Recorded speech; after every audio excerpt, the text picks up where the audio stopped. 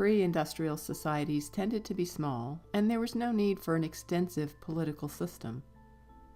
The concept of the city-state emerged about 3500 BC. This refers to a city that develops and then radiates its control outward to the areas surrounding it. City-states tended to be based on monarchies, where a king or a queen's right to rule passed through to their children. European landscapes still have the vestiges of this kind of system, with castles found periodically throughout the countryside.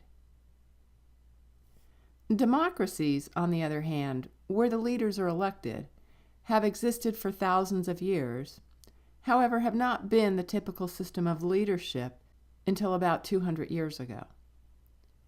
Athens was ruled by democracy, and some Native American tribes elected their leaders.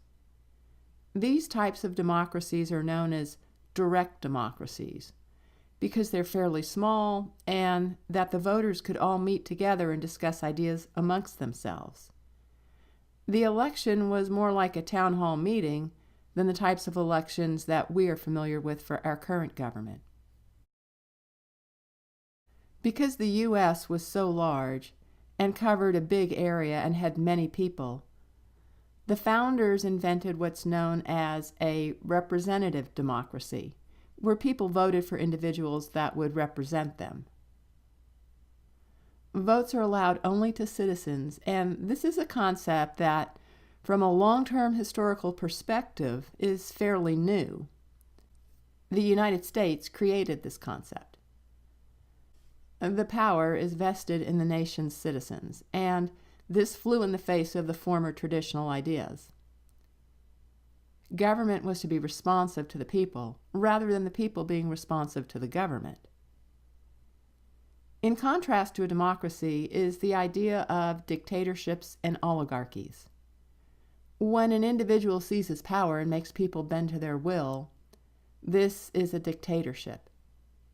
If a small group of people seize power, this is called an oligarchy. When a system of rule has total control of the people, this is called totalitarianism.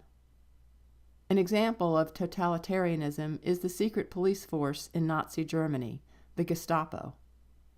They could break into people's homes for no reason and search the house for any kind of dissent. It's important to keep in mind that democracy is a fairly recent invention compared to the history of humans on this planet. Humans have been on this planet many thousands of years and have various forms of social organization and selecting leadership. Democracy is a new system of government compared to monarchies or traditional authority. The U.S. political system has two major political parties, Republican and Democrat. Working-class individuals tend to lean towards Democrats, and the wealthier people towards the Republicans. This map helps you see the distribution of what we would call the red and blue states. The next couple of slides will look at other voting patterns as well. There has been much discussion over the idea of voter apathy, that people don't show up to vote. This slide shows the past 3 decades level of voting participation by age.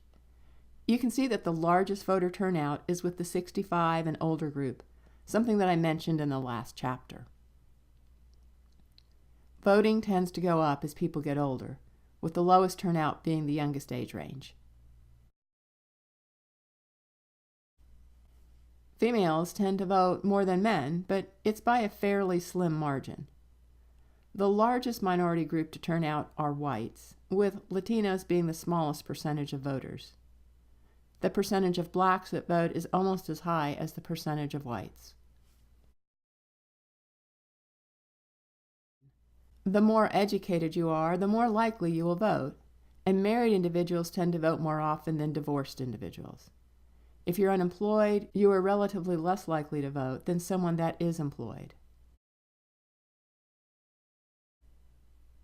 And The higher your income, the more likely you are to vote. Women are more likely to vote for a Democrat, while men are more likely to vote Republican.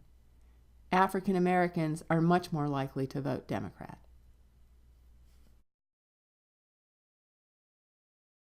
Whites are more likely to vote Republican, and Latinos and Asian Americans are much more likely to vote for Democrats.